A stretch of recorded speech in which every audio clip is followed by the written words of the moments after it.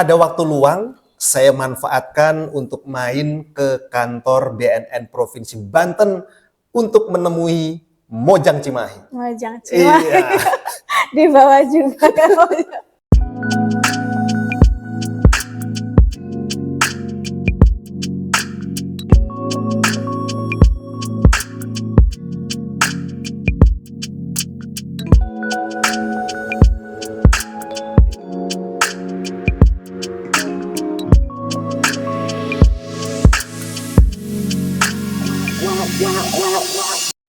Yang saya temui ini Mojang Cimahi, ya.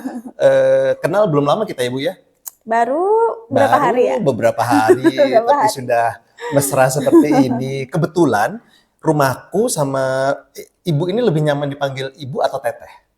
Teteh kali ya. Teteh ya. Biar- Kebetulan rumahku sama rumah Teh Sally, ya kan? Ini satu wilayah lah ya. Wilayah. Iya, Nggak mungkin begitu jauh. jarak berapa menit lah gitu. Dan memang betul saya sama Teh Sally ini baru ketemu beberapa hari. Nah, hari ini hari Kamis tanggal berapa sekarang? Tanggal 23, 23. ya Ya. kan? Hari Kamis tanggal 23 Januari 2025 saya putuskan untuk main ke kantor BNN Provinsi Banten untuk podcast sama Teh Sally gitu. Kita ketemunya baru 2-3 hari kemarin kali ya, kenalannya ya. Betul. Ya kan? Sewaktu kita ada talk show di radio ya Mas. Betul, akhirnya saya main ke sini ya. Sebelum-sebelumnya sih udah sering sih main ke sini, tapi kan ngobrolnya sama Bu Mita gitu kan. Tapi sekarang ngobrolnya sama Teh Sally gitu. Kenalan baru, teman baru. Lagi sibuk apa sekarang Teh? Sekarang lagi sibuk, kan ini awal tahun ya, jadi perencanaan program yang mau dilaksanakan di tahun-tahun 2025. Kita mulai dari bikin timeline-nya, perencanaan kegiatannya, kayak gitu. Sekarang sih sibuk-sibuk itu ya. Ya, Kalau kesibukan di awal tahun ya. Iya. Di BNN Provinsi Banten berarti selaku? Saya jabatannya penyuluh narkoba ahli muda. Jadi yang biasa sosialisasi itu saya, karena kan saya fungsional ya. Cuman saya juga ikut ngehandle program pencegahan. Oh begitu. Itu ada ahli muda, apakah karena usianya masih muda atau gimana? Ada jenjang jabatannya ya. Jadi kalau penyuluh tuh awal masuk biasanya ahli pertama dulu. Ahli pertama, terus? Nanti setelah naik jenjang ke ahli muda, terus ke ahli madya. Ahli madya, oh ahli iya. utama. Oh, berarti kurang lebih sama kayak ini, kayak wartawan. Saya juga gitu, ada gitu. Juga iya, ya. Saya kan ikut terdaftar sebagai wartawan madya. Lalu naik lagi gitu-gitu ya? Iya, berarti sama profesi kan ya. Profesi. Oh iya betul. Berarti setingkat di atas ahli pertama. Pertama ya. Sekarang ahli muda. Ahli muda. Oh begitu. Karena memang masih muda. Iya betul. Aku baru mau ngomong karena usianya juga masih muda gitu. Lahir di Cimahi. Gitu. Terus tahun 1989. Iya, disebut tuh tahunnya. Nggak apa-apa. Ya. Sekalian tanggal sama bulannya, siapa tahu kalau ulang tahun ada yang mau ngasih kado. Agustus ya. Tanggal berapa, Bu? Tanggal 12 Agustus 89. Oh, 5 hari jelang kemerdekaan RI ya.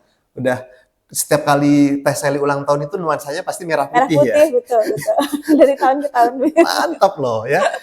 Ulang tahun Teh Sally tahun 2025 ini akan dirayakan masyarakat dengan melakukan lomba 17-an. Betul biasanya. Menjelang lomba tuh udah. Iya.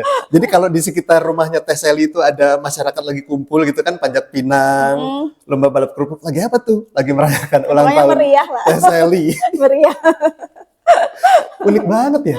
Iya loh, seru. Itu di Cimahi kan lahirnya kan? Lahir di Cimahi. Terus masuk ke Kota Serang, ke Banten kapan? Ke Banten itu mulai tahun 2021, baru ya. Baru ya? Baru. Iya, dalam rangka apa itu masuknya ke sini? Saya mutasi, jadi sebelumnya saya dinas di BNNK Cimahi, mutasi karena keluarga ya, ikut keluarga di sini, jadi saya sekarang orang Serang. Oh, orang Serang. KTP? KTP Serang. KTP Serang. Iya, berarti kemarin nyoblos ya? Nyoblos, iya. Jadi waktu di Cimahi dulu juga di BNN. Di BNN Kota. BNN Kota. Jabatannya sama seperti yang sekarang? Sama. Oh begitu. Dari awal masuk saya penyuluh. Oh penyuluh. Lalu dipindahkan atau gimana sih kalau kayak gitu tuh? Mutasi ya? Permintaan Mutasi sendiri. Karena kan ikut suami ya. Kalau saya jadinya mengajukan sendiri ingin pindah ke wilayah ke Kota Serang. Cuma di Kota Serang kan belum ada BNN Kota ya. Jadinya saya langsung ke BNN Provinsi. Iya. Kita semakin kenal dengan sosok Teh Sally ya, yang sekarang bertugas di BNN Provinsi Banten. Berarti sekarang ini awal tahun kan tadi sedang merencanakan banyak kegiatan. Fokusnya nanti akan kemana sih? Arahnya untuk BNN Provinsi Banten ya? Kalau pencegahan itu kita sama seperti tahun sebelumnya sebenarnya, cuman ada beberapa kegiatan yang mungkin berubah berubah teknis pelaksanaannya. Jadi programnya yang pertama itu kalau pencegahan ada Desa Bersinar. Desa Bersinar. Wah menarik tuh. Iya, jadi kita menunjuk satu kelurahan atau desa. Nah, itu kita intervensi di situ, mulai dari pencegahannya, pemberdayaan masyarakat, rehab juga sebenarnya bisa masuk dan pemberantasan bisa masuk. Kita intervensi ke situ menjadikan wilayah tersebut sebagai wilayah yang bersih narkoba. Wow. Itu satu. Desa Bersinar. Ntar dulu, Desa Bersinar ini di tahun 2025 saja atau tahun-tahun sebelumnya udah ada? Tahun-tahun sebelumnya sudah ada. Oh begitu, sejak tahun berapa? Tahu nggak? Tahun 2020 Startnya? Ya. Tahun 2020. Itu benar-benar perdananya? Iya. Berarti ini tahun kelima? Tahun kelima, cuman kalau di provinsi kayaknya ya tahun 2020. Kalau di BNN Kota itu biasanya lebih dulu ya, lebih dulu. Iya. Daripada BNN Provinsi. Kalau misalnya ada data-data yang agak sedikit, ini namanya juga kita mau ngobrol ya. Jadi tapi kurang lebihnya 2020 ya, Desa Bersinar. Oh gitu, konsepnya seperti itu ya. Jadi Desa Bersinar itu berarti Desa Bersinar itu berarti tadi apa? Bersih narkoba. Kita intervensi bareng-bareng. Bersinar adalah bersih narkoba. Iya. Kelurahan atau desa. Kelurahan atau desa. Sebanten tuh. Tahun ini kita cuma ada satu lokus. Oh begitu. Jadi, teknisnya gimana sih? Ini menarik nih. Teknisnya itu biasanya kan ada ditargetkan oleh pusat ya. Betul. Dalam tiap tahun berapa desa. Kalau tahun lalu itu kita kebagian 2 wilayah. Nah, cuman tahun ini kita menurun nih jadi satu wilayah aja yang diintervensi. Nah, kemungkinan tahun ini itu akan di Desa Telaga ya, di Mancak. Oh, oke. Itu yang nanti akan difokuskan ke situ. Ini belum kemana-mana nih. Iya. Kita udah langsung di-share gitu. Oh, ini ya, eksklusif. Iya. Pokoknya kalau untuk informasi, biasanya kalau teman-teman dari BNN Provinsi Banten ini membuka informasi, itu masyarakat bisa mendapatkan informasi itu caranya gimana sih? Kalau informasi kita punya kanal-kanal ya, media sosial, ada YouTube, ada website. Jadi websitenya ya. Bisa langsung ke situ. Tapi kita banyaknya di Instagram. Oke. Jadi maksudnya kalau untuk penonton yang ingin mengetahui perkembangan tentang yang program Desa Bersinar, itu follow aja Instagram kita di @info_prof_banten. Mantap. Nanti akan saya tulis. Info BNN_prof_banten. Iya. Nanti pokoknya Instagramnya akan saya tulis ya, biar lebih pas, lebih jelas. Oh gitu. Jadi itu ya Desa Bersinar. Desa Bersinar. Perkembangannya karena Teh Sally juga ini masih awal ya. Kan tadi belum tahu akan seperti apa. Nanti pantau terus Instagramnya BNN Provinsi Banten. Ya, oke. Selain itu, Desa Bersinar. Selain terus? Desa Bersinar, di Desa Bersinar itu kita juga ada program ketahanan keluarga. Jadi kita yang pertama itu kan pendekatan ke perangkat desa, ke kelurahan ya. Menjadikan inisiasi program lah ya, bahwa di desa tersebut ada Desa Bersinar. Nah, kegiatannya apa aja? Jadi di situ tuh ada yang namanya program ketahanan keluarga. Ya, ketahanan keluarga itu kita melatih 20 keluarga di wilayah tersebut. Nanti akan dilatih terkait kemampuan parenting ya, seperti itu, untuk bagaimana agar keluarga yang ada di wilayah tersebut itu jadi pilot project terkait ketahanan keluarganya. Iya. Parenting berarti pengasuhan orang tua kepada anak. Orang tua dan anak. Nggak ada dimasukin unsur-unsur pencegahan narkobanya? Ada. Oh gitu. Jadi kan sebenarnya pencegahan narkoba itu apa ya? Tidak harus yang apa? Pokoknya bisa dimasukkan dari apa namanya tuh? Sisi manapun, Sisi manapun gitu ya. iya. Kayak Disisipkan. manajemen stres itu kan juga sebenarnya Iya sih betul. ujung-ujungnya bermuara ke sana. Iya betul ya betul kan? betul betul. Terus apa namanya tuh? Bagaimana cara berkomunikasi dengan anak ujung-ujungnya agar si anak Iya betul tadi sih. tidak Iya. terlanjur penyalahgunaan narkoba. Dalam pemasaran itu tidak melulu harus hard sell ya. Iya. Tidak melulu harus begini cara Pencegahan menghentikan narkoba. narkoba. Tidak perlu ini kan nggak kayak gitu Iya ya. Kalau betul. sekarang Mantap pendekatannya loh. soft gitu ya. Iya Jadi kita lebih betul. ada peningkatan skill kayak gitu. Iya. Karena kalau orang tua bisa melakukan komunikasi yang harmonis dengan anak ya diharapkan ujung-ujungnya anak tidak mencari hal-hal yang negatif di luar sana narkoba. Betul. Karena memang awal mula narkoba Keren. kan ya apa benteng paling utama kan keluarga ya. Betul. Jadi yang dikuatkan keluarganya dulu. Betul. Iya. Saya termasuk orang yang beruntung atau memang ini ya karena sampai detik ini jangankan make, jangankan melihat langsung, jangankan megang melihat langsung itu aku jarang loh. Jadi kalau narkoba itu ya paling aku lihatnya di TV atau di gambar, tapi aku menyentuh aja misalnya ada apa itu aku belum pernah gitu. Jadi ya nggak tahu ya. Rokok ini kalau saya ya, rokok tidak. Jadi ya mungkin itu salah satunya kali ya. Betul. Sudah mendapatkan sesuatu yang bahagia di tempat lain selain narkoba kali ya. Iya.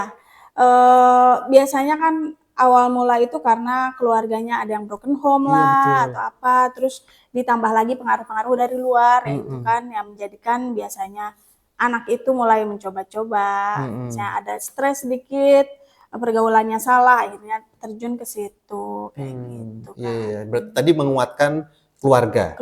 Ya, apalagi?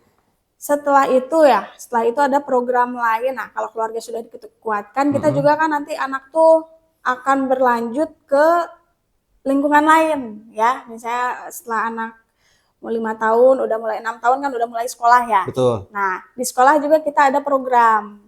Programnya itu soft skill ya, soft skill dan remaja teman sebaya. Soft skill ini tuh jadi kita memberikan keterampilan kepada guru-gurunya, guru-guru bimbingan konseling. Tapi kalau sasaran kami itu untuk SMA, SMA ya. Yang dilatih guru bimbingan konseling melalui keterampilan soft skillnya. Jadi bagaimana si guru bimbingan konseling itu bisa melatihkan soft skill kepada anak-anak, soft skillnya terkait ketahanan diri, ya ketahanan diri remaja. Iya. Jadi bagaimana guru BK itu bisa melatihkan ketahanan diri remaja kepada pelajar-pelajar. Yes. Itu kita ada programnya. Nah, kalau program yang langsung ke pelajarnya kita juga ada. Mulai tahun ini kita ada namanya program remaja teman sebaya. Mantap. Apa tuh? Jadi sama kayak peer-to-peer educator ya. Yes, ya. Jadi bagaimana kita melatih anak itu supaya jadi fasilitator yang bisa nantinya memberikan informasi kepada teman-teman sebayanya. Iya. Oke. Tapi yang barusan ini apakah masih ada kaitannya dengan Desa Bersinar tadi tuh atau beda lagi? Sebenarnya bisa disinergikan ya. Iya betul. Karena kalau aku dengar penjelasan dari Teh Sally ini kayaknya BNN Provinsi Banten ini ngawal banget ya. Dari keluarga terus dikawal, dia usianya lebih tinggi, sekolah terus dikawal. Itu stop di mana? Mahasiswa bagaimana dengan pemuda? Kalau mahasiswa kemungkinan tahun ini memang ada edaran dari pusat kita mulai si soft skill. Itu kan awalnya udah dari mulai tahun lalu ya. Kalau tahun lalu kita fokus di SMA saja. Nah tahun ini ada edaran dari pusat katanya harus melibatkan mahasiswa juga. Tapi kita belum tahu banyak programnya. Iya betul. Karena belum dirapatkan oleh atau diberi petunjuk oleh pusat. Iya. Eksklusif lagi tuh keluar di sini. Pokoknya soalnya ini awal tahun banget ya. Iya betul, makanya saya curi start ya ngobrol. Iya, tapi pokoknya segala bentuk informasi terkait dengan kegiatan-kegiatan BNN Provinsi Banten tadi itu cara mudahnya ya tinggal follow Instagramnya aja gitu atau lihat-lihat di websitenya kayak gitulah. Jadi segala bentuk informasi rutin ya, termasuk rutin ya, di-upload di kita share di Instagram situ. Ya. Oke, menarik. Pasti ada. Karena dengar-dengar yang salah satu menjadi prioritas BNN Provinsi Banten mungkin di bidang ibu adalah penyuluhan untuk pemuda pekerja? Sebenarnya bukan prioritas ya. Jadi memang prioritas pencegahan mungkin ya. Prioritas pencegahan itu kan usia produktif. Iya betul. Nah, usia produktif itu ada di pelajar dan juga pekerja. Jadi memang yang harus banyak diintervensi sebenarnya usia-usia Iya sih. berikut kalau untuk penyuluhan atau penyebaran informasi ya. Kalau program-program dari BNN-nya sendiri memang yang menjadi prioritas nasional ya seperti Desa Bersinar tadi ya. Terus ketahanan keluarga, itu program-program prioritas nasionalnya. Yes. Oke. Di tahun 2025 ini untuk Desa Bersinar balik lagi satu wilayah ya. Satu wilayah. Ya, semoga nanti ke depan akan semakin banyak Amin. wilayah ya. Amin. Tapi ini upaya strategi yang menurut saya sih oke punya nih gitu. Jadi bagaimana memberikan penyuluhan dan mencegah masyarakat untuk penyalahgunaan narkoba ya.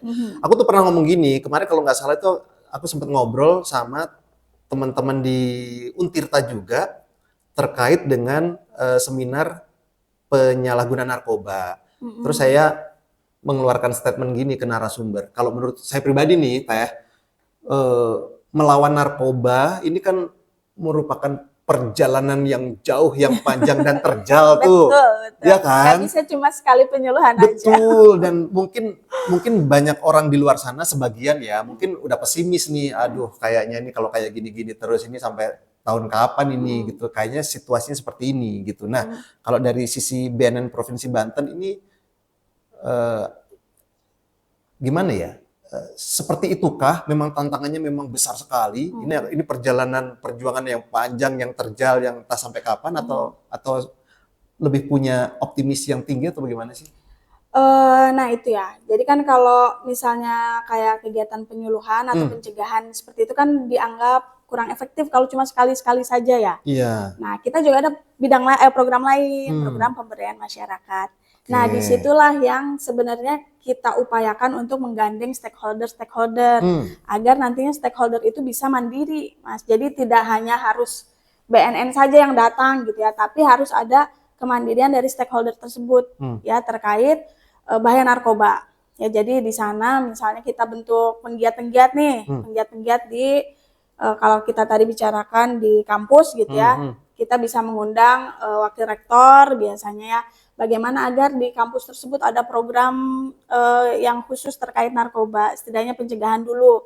Nah dan itu kita upayakan untuk berkesinambungan ya dan terus-menerus dilakukan. Nah tapi kan itu juga tergantung pihak stakeholdernya apakah mau atau tidak. Kadang-kadang ada yang memang gampang gitu ya kita masuki, kadang-kadang ada juga yang agak sulit gitu. Jadi tergantung pihak stakeholdernya. Tapi kita sih terus-menerus ajak untuk kolaborasi. Betul. Seperti itu. Lika-liku lapangan kayak gitu ya? Ya memang. Iya, tapi yang pasti BNN selalu proaktif ya?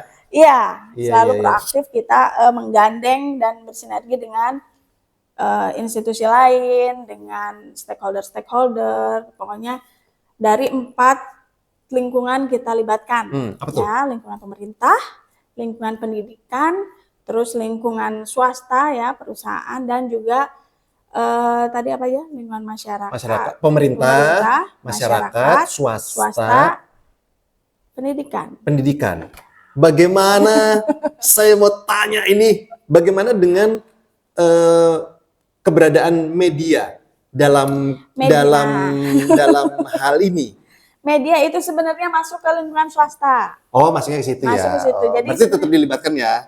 Bisa dilibatkan. Ya, harusnya sih sebenarnya kita bisa melibatkan persatuan wartawan. Iya, betul. Ya. Iya, betul. Bagaimana agar di lingkungan media sendiri tidak banyak yang terjerumus ke permasalahan narkoba. Tapi saya kira kalau untuk wartawan ya, kalau yang pakai narkoba apakah banyak atau tidak? Wartawan, Pak. Ya. Kayaknya karena dikejar deadline.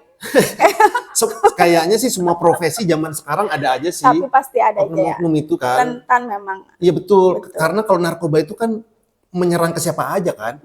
Mau dia anak kecil, mau dia orang tua, mau dia lansia, ya kan, mau kerja di swasta pemerintahan. Sebenarnya kalau wartawan biasanya lebih ke gaya hidup ya. Kalau untuk dipakai untuk kan ada juga pekerja-pekerja yang memakai narkoba itu untuk stimulan, untuk doping. Kayaknya nggak mungkin kan? Iya, iya. Gimana wartawan harus berpikir secara Iya, ini iya, kalau iya. pakai itu kan kayaknya nggak mungkin ya. Ya, kayaknya. Kayaknya. Cuma biasanya lewat gaya hidup. Iya betul. Tapi kalau berdasarkan pengalaman Teh Sally, itu kasus-kasus yang sudah pernah ditangani, itu penggunanya hampir semua kan? Hampir semua gimana maksudnya? Maksudnya semua profesi, semua kalangan ada kan? Ya tidak semua kalangan ya. Kalau pekerja ada, pekerja, pelajar. Biasanya yang paling banyak pekerja dan pelajar. Oh ya? Oh gitu. Tapi biasanya dari perusahaan. Kalau untuk media kayaknya belum ya. Jangan. Maksudnya belum apa nih? Belum ada. Penggunanya? Apa? Pengguna ya? Iya. Belum ada kayaknya. Oh jangan sampai berarti. Untuk media ya? Iya. Yang sering berarti pekerja ya? Lebih ke pekerja? Kalau di sini, ini mungkin harus saya tanyakan ke bidang rehabilitasi juga ya. Betul, cuman ya. Banyaknya pasti. Saya yang salah nanya, bukan salah Teh Sally. Iya. Di umur-umur pekerja dan pelajar. Di Banten ya? Kita fokus di Banten ya? Oke, menarik sekali. Saya mau tanya satu hal, bagaimana dari kacamata BNN menjawabnya ya? Ada pernyataan terkait dengan misalnya legalisasi ganja. Ya, pernah dengar kan? Iya, selalu. Selalu malah. Tiap penyuluhan kayaknya ada pertanyaan. Iya. Oh ya. Pasti ada. Oh, saya baru pertama kali ini sih. Karena hal ini juga pernah diangkat di salah satu televisi swasta kan, dan memang saat itu juga dia mengundang pihak BNN gitu. Nah, sebenarnya dari kacamata BNN Provinsi Banten ini terkait dengan apa itu? Ungkapan atau pernyataan atau upaya atau apa sih? Legalisasi upaya ganja. Untuk melegalisasi ya, ganja. Upaya lah ya.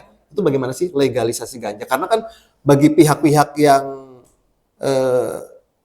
pro itu kan mereka sudah menyiapkan banyak argumen tuh, ini gini. Tapi kan ada juga pihak yang kontra kan dengan argumennya, itu bagaimana sih?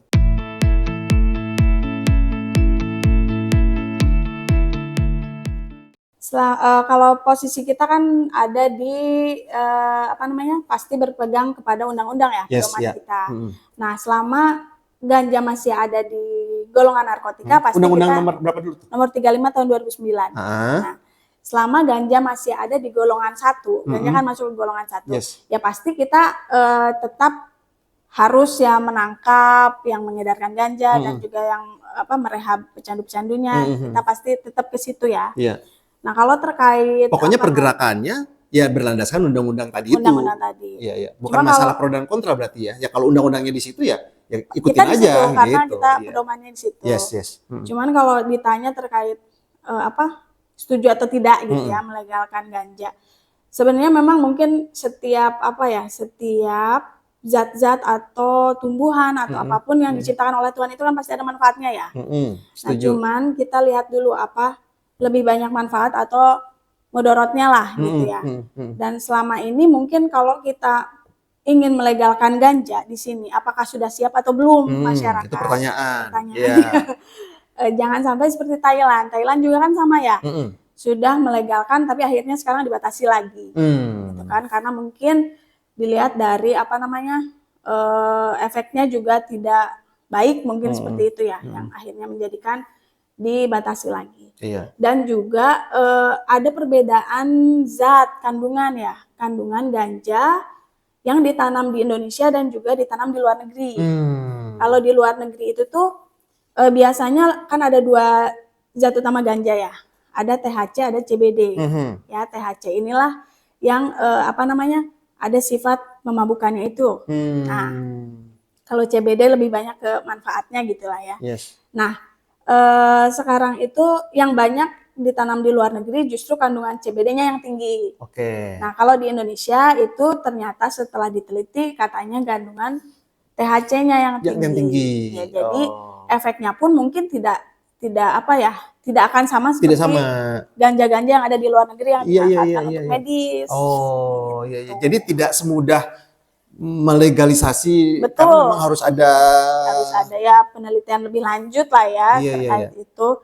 Dan juga yaitu kesiapan dari masyarakatnya sendiri. Kalau misalnya dilegalkan ganja di sini bagaimana? Iya, Apakah iya, tadi. Iya. kalau kita ngebayangin anak-anak kita gitu, Iya betul. ganja ya. Iya betul. Karena kan memang ada efek-efek jeleknya ya. Iya betul. Seperti Iya. itu. Terkadang ya memang betul sih, orang-orang di luar sana itu kan ada yang sudah dewasa menyikapi sesuatu, ada yang diberi kebebasan itu bukannya bertanggung jawab malah kebablasan, ya kan? Ada kayak gitu. Nah kan kita mencegah aja nih biar tidak, karena memang kalau setauku ya, kan misalnya kayak zaman perang misalnya, itu kan untuk meredakan itu pakai apa sih? Pakai morfin, Pakai apa sih? opium. Opium ya. Itu kan sebenarnya Ada manfaat. ada manfaatnya, cuma disalahgunakan. Betul, Nah, itu yang merusak bangsa kan, karena penyalahgunaan itu, gitu. Karena kalau dimanfaatkan sesuai dengan takaran, sesuai dengan kebutuhan, ya bisa membantu, gitu. Tapi kalau apapun sih ya, kalau udah disalahgunakan itu, Betul. Sekarang kalau misalnya kita legalkan untuk obat gitu, iya. kita lihat juga obat-obat yang sudah legal di sini, kan itu kan banyak juga penyalahgunaan. Iya, betul. Iya kan? Dan yang murah-murah gitu. Iya. Ya itu, seperti itu sih sebenarnya mungkin pertimbangan-pertimbangan kenapa ganja ini belum dilegalkan. Betul ya. Karena kan Indonesia itu juga negara besar ya. Betul. Dari timur ke barat, selatan itu negara besar, masyarakatnya juga banyak banget. Ya kalau aku sih masuk akal sih, karena memang pendidikan masyarakat di Indonesia juga belum setara kan. Ada yang mungkin misalkan, ini kita pakai kata misalkan ya, misalkan ganja dilegalkan, ya kalau untuk yang udah masyarakat berpendidikan yang memang udah betul ya bisa bijak, bisa aja gitu. Tapi kan kenyataannya masih banyak yang iya kan. Dan juga biasanya kan kalau sudah mulai cobain ganja gitu ya, itu tuh kan nggak cukup nyoba ganja doang. Iya betul. Nyoba yang lain. Iya. Dan akhirnya kebablasan. Iya. Perilakunya sih cenderung memang seperti itu ya. Nyobain dikit, nyobain gitu. Itulah. Masyarakat Indonesia itu gampang penasaran. Betul, gampang penasaran. Ini baygon ini diminum enak nggak nih ya? Ini Pampers direbus. Iya. Ada bahkan kan ya. Betul. Hal-hal kecil itu saja yang membuat yang mungkin terlihat dari masyarakat Indonesia ini belum cukup dewasa mungkin untuk mengkonsumsi sesuatu yang yang efeknya mungkin ada efek jeleknya seperti itu ya. Betul. Oke. Tapi tadi tuh pernyataan dari BNN Provinsi Banten ya, bukan pernyataan pribadi ya, bahwa karena undang-undangnya masih di situ, ya positioning kita ya tetap di situ. Betul. Begitu. Kita pasti terus ke situ. Pokoknya berpedoman kepada. Nah, itu dia ya. Mau legal mau tidak, BNN di provinsi manapun ya berpedomannya pada undang-undang yang ada. Kalau misalnya sudah legal ya kita juga tidak perlu menangkap. Berpedomannya memang di situ, gitu. Ya. Tugas BNN mungkin di masyarakat ada yang masih bingung atau belum tahu atau mereka menduga-duga tapi salah. Kan ada yang bilang beberapa orang atau oknum BNN, Badan Nangkep-nangkepin. BNN Badan Nangkep-nangkepin. Badan Nangkep-nangkepin. Nah, itu gimana sih? Kasih pencerahan coba untuk orang-orang yang bilang BNN itu Badan Nangkep-nangkepin, ya ampun. Jadi sebenarnya memang masyarakat tuh masih belum awam gitu ya. Kadang-kadang nanya BNN tuh ngapain aja sih teh katanya. Misalnya saya kalau dari ketemu sama tukang Gojek atau siapa masyarakat lain, itu tuh ngapain aja sih kalau di BNN? Nah, jadi sebenarnya kita tuh ada 3 bidang ya. Bidang pertama itu pencegahan dan pemberdayaan masyarakat. Nah, saya termasuk di dalamnya ya. Tugasnya yaitu sosialisasi, bagaimana membuat bersinergi dengan stakeholder, dengan pemerintah agar mencegah Banten ini agar masyarakatnya tidak menyalahgunakan narkoba. Itu bagian pencegahan dan pemberdayaan masyarakat. Ada juga bagian rehabilitasi. Jadi di kami ini ada klinik Pratama BNN. Bagi yang mau direhabilitasi, ya pecandu-pecandu yang direhabilitasi bisa direhab di klinik sini. Ya. Ada juga bagian pemberantasan. Nah, kalau bagian pemberantasan betul yang nangkep-nangkep tadi ya. Tapi tidak semua. Tidak semua. Ya. Dan kita hanya menangkap sebenarnya kalau BNN itu lebih ke pemetaan jaringan. Ya, jadi kita tidak menangkap pecandu-pecandu pengedar-pengedar kecil gitu ya. Jadi kita langsung mencari pemetaan jaringannya, mencari jaringan seperti itu. Salah satu kasus yang lumayan besar, kalau nggak salah kemarin itu ada rumah mewah yang di mana? Oh, di Tak-Takan. Di Tak-Takan. Ya, tahun 2024 itu sebenarnya kita ada 3 kasus, Mas. 3 kasus besar 3 nih? kasus ya. Jadi yang pertama itu ada sabu sebanyak 21 kg. Oke. Itu kan banyak ya sebenarnya, Iya. 21 kg. Itu kita modusnya itu sebenarnya dari Malaysia. Dari Malaysia dikirim ke Indonesia, cuman keburu tangkap gitu ya. Nah, modusnya itu jadi kayak dijual di tempat-tempat sembako gitu. Jadi dia kayak buka warung sembako, padahal sebenarnya bukan itu. Nah, itu sabu.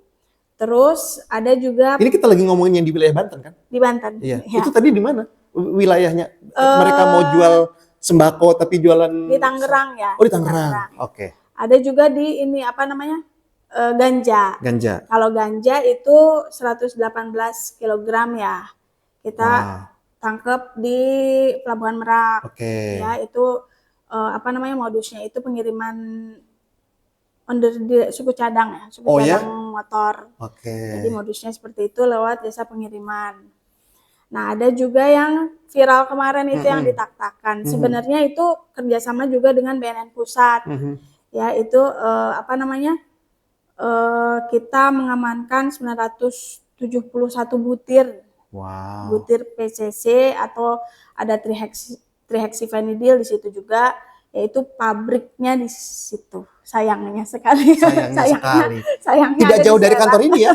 Tidak jauh dari kantor ini. Betul. Iya. Salah satu yang saya kagum sama Teh Sally dari tadi ya, Teh Sally ini mampu menyebutkan detail data-data akurat loh, tanpa melihat gitu ya. Memang hafal ya. Memang hafal. Keren loh. Keren. Biasa penyuluhan kayaknya. Sampai sebanyak ininya, terus itunya. Butir kan yang tadi terakhir apa? Ekstasi. PCC. Apa tuh? PCC itu pil paracetamol, kafein, dan karisoprodol. Oh, sebanyak berapa butir? 971 butir. Tahu ya? 971.000 butir. 971.000 butir. Iya. Sekitar segitu ya. Kalau misalnya dari press release kemarin, kita juga kan kemarin ada press release. Memang datanya seperti ya betul, dan memang cukup viral sih itu. Ya, sangat viral sebenarnya. Saya ditanyain tiap-tiap itu. Katanya ada di sini ya, di Tak-Takan. Iya, betul. Iya. Karena mungkin banyak orang juga yang melintasi rumah itu. Ya kan? Mungkin itu kan kalau nggak salah rumahnya pinggir jalan ya. Ya kan, ternyata dalamnya itu. Ya. Yes. Iya, keren loh Teh Sally itu, maksudnya bisa apal-apal gitu. Karena ini tidak ada contekan, saya juga nggak ada skrip, Teh Sally juga nggak ada ini ngobrol santai aja. Ngobrol santai, ya kalau kurang lebih dikit. Iya, kalau kurang ya ditambah, kalau lebih ya dikembalikan. Koma-koma. Semoga di tahun 2025 nggak ada lagi lah ya. Sebenarnya kita sih berharapnya agar yang ada di sini tuh ketangkap semua gitu. Jadi kalau misalnya mau ada kasus-kasus seperti itu ya mudah-mudahan sih bisa terungkap ya.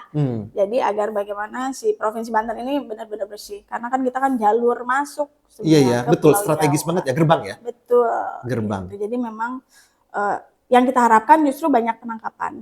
Banyak. Oh iya, enggak maksudnya tidak, iya dong, ya harus dong. Tapi kita harap tidak ada lagi lah. Iya, maksud saya bukan tidak ada penangkapan tetap harus. Iya, karena Banten ini benar ada pelabuhan, ada bandara udara, itu iya orang itu jalan ini belum katanya ada jalur-jalur tikus gitu ya istilahnya. Oh iya. Apa sih namanya? Ya itu biasanya dari jalur perbatasan ya, perbatasan laut. Gitu. Iya, di wilayah Banten juga banyak. Ya biasanya lewat jalur-jalur yang tidak jaga petugas ya. Tapi biasanya kita karena kerjasama dengan bea cukai ya, kita biasanya suka di pelabuhan dan di bandara. Ya itulah wilayah-wilayah perbatasan dan pesisir ya yang kita jadikan. Memang kan ini kan titik fokusnya Kepala BNN sekarang. Ya, jadi untuk menjaga jalur-jalur pesisir dan perbatasan itu. Memperkuat lah. Iya, mengurangi dan menutup celah ya. Iya, betul. Iya. Walaupun memang kan jalur pantai kita juga panjang, tidak mungkin dijaga. Iya, betul. Ya itulah yang mungkin ada lolos-lolosnya dari situ. Iya, menarik sekali. Teh Sally sudah bercerita banyak tentang perpindahan dari awal, dan pokoknya nonton podcast ini dari awal sampai akhir ya. Akhirnya. Sekali lagi kalau misalnya BNN Provinsi Banten ini apakah menerima kunjungan untuk masyarakat umum atau misalnya sekolah atau kampus gitu, bisa nggak sih kalau misalnya kayaknya seru nih informasi-informasi dari BNN, kayaknya ingin lebih kenal lebih dekat deh, pengen berkunjung ke sini gitu. Terus kalau misalnya caranya gimana? Syaratnya gimana tuh? Itu dulu deh. Kita tuh membuka layanan ya. Layanannya ada apa aja? Sebenarnya kita ada layanan rehab pertama ya. Ada layanan pembuatan SKHPN, surat hasil pemeriksaan narkoba bisa di klinik, dan juga layanan rehab bisa ke klinik, dan juga ada layanan sosialisasi ya, dan penelitian juga biasanya. Gitu. Jadi kalau yang mau sosialisasi itu bisa langsung bersurat atau datang ke sini mau ngobrol-ngobrol dulu. Nanti misalnya mau sosialisasi di daerah mana gitu, saya mau di RW saya, boleh, tinggal bersurat, nanti kita ke sana. Terus itu bayar apa gratis? Boleh ya, sesuai ini ya. Kadang-kadang kalau jaraknya jauh pun sebenarnya kita kan membutuhkan transport ya, transport narasumber ke sana. Jadi mungkin kita tidak minta honor, tapi ada sedikitnya untuk transport. Nggak apa-apa, ini terbuka aja, maksudnya kan biar sama-sama mengetahui kan prosedurnya. Karena kita untuk penyuluhan itu tidak diprogramkan dari kantor, jadi kita biasanya penyuluh yang ditugaskan ke sana. Ya misalnya ada komunitas di Sumur sana kan lumayan jauh ya. Tapi memang kadang-kadang kita juga datang ke sana tidak pakai bensin, tidak apa, kita datang ke sana. Tidak ada ya didiskusikan aja lah. Intinya membuka pintu seluas-luasnya untuk masyarakat dimanapun di dalam wilayah Banten yang membutuhkan bantuan sosialisasi dari BNN. Kita pasti datang. Oke. Kalau misalnya yang berkunjung ke sini bisa nggak? Misalnya dari SD, misalnya 100 anak gitu, di sini menampung nggak sih atau bagaimana sih?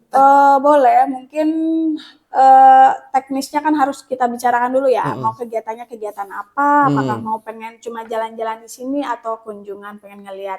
Di sini kan ada tahanan, ada apa namanya? Di sini ada tahanan juga ya? Ada tahanan. Di mana ruangannya? Di bawah. Di bawah di dekat lobi, di situ ada ruang tahanan. Memang masyarakat bisa melihat? Dengan izin ya. Dengan izin yang ketat. Nah, makanya itu harus kita harus bersurat dulu. Tidak bisa langsung. Iya betul. Kecuali kalau mau foto bareng sama teh selfie, boleh. Nggak perlu izin ya. Datang aja mau ketemu teh selfie, kita foto gitu. Boleh. Jadi seperti itu ya, intinya membuka ya. Membuka. Oh gitu. Boleh datang ke sini, misalnya kebutuhannya apa, nanti kita bicarakan saja. Iya. Selain datang langsung, bisa misalnya DM di Instagram gitu, responnya gimana sih? Bisa, cepet-cepet. Kita ada tim humas yang juga kalau misalnya ada pertanyaan-pertanyaan, misalnya takut datang ke BNN nih. Iya, namanya orang baru pertama kan, bingung nih gimana nih. Itu bisa langsung ke Instagram kita, tadi alamatnya udah ada, nanti akan langsung di-reply oleh tim humas. Iya. Gitu. Kalau WhatsApp kayak gitu-gitu? Ada WhatsApp sejauh ini untuk call center ya masih kita masih kita belum. Ya lewat Instagram masih efektif. Karena sekarang apa-apa kayaknya lebih banyak lewat Instagram atau media-media sosial. Nah, gitu aja. Kadang-kadang kita udah bikin hotline juga jarang ada yang nonton. Iya betul. Sekarang ini kayaknya efektif dan efisien Instagram deh ya. Lebih cepat ya. Oke, jadi kalau misalnya ada keraguan, takut langsung datang ke sini karena mungkin baru pertama, pokoknya follow Instagram BNN Provinsi Banten dulu, terus nanti bisa like, bisa komen, kalau lebih personal ya bisa DM aja, gitu. Segala kebutuhannya apa nanti bisa dilanjutkan. Dan semua informasi ada di Instagram juga, jadi misalnya tentang website, alamat YouTube bisa dilihat di situ. Mantap ya. Dengar-dengar kalau nggak salah juga BNN sering kali datang ke Car Free Day kayak gitu-gitu ya? Car Free Day ya, beberapa kali kita mengadakan Car Free Day, kadang-kadang suka ada di alun-alun, kadang-kadang di KP3B. Oh gitu. Kita membuka pemeriksaan kesehatan gratis, biasanya sama yang mau ada nanya-nanya terkait narkoba di situ juga bisa. Nah, ya jadi kalau lagi jalan-jalan pagi-pagi olahraga ngelihat boothnya. Sarapannya narkoba. Dami-daminya doang. Dami-dami alat peraganya. Ada ya di situ lengkap ya. Ada, itu jadi bagus tuh. Lihat contoh-contohnya ya bisa di Car Free Day itulah ya. Soalnya kadang-kadang kalau kita sosialisasi nggak kita bawa-bawa karena berat ya. Iya. si alat peraga Oke, wanita. yang pasti perang melawan narkoba ini tidak bisa dilakukan oleh BNN saja, Betul. ya. betul, Jadi betul. semuanya harus Harus terlibat dan harus bersinergi ya. Iya, betul. Gitu. Untuk dari keluarga semuanya lah, dari pihak swasta, pemerintah. Empat tadi ya. Empat tadi itu memang Empat lingkungan harus. tadi harus bersinergi Iya. bersama BNN. Oke, saya sudah menghabiskan banyak waktunya Teh Sally. Terima kasih banyak udah mau saya ajak ngobrol Iya. gitu kan, seru-seruan. Semoga video ini bermanfaat. Amin, amin, amin. Kalau yang saya fokuskan sih, ini Teh Sally mewakili BNN Provinsi Banten, membuka pintu seluas-luasnya untuk siapapun bisa berkomunikasi ya. Betul. Gitu. Tinggal datang saja ke kami. Kantor kami ada di Jalan Syekh Nawawi Al-Bantani nomor 7. Silakan datang ke kantor kami. Nah, ya, kapanpun. Operasionalnya hari dan jam berapa?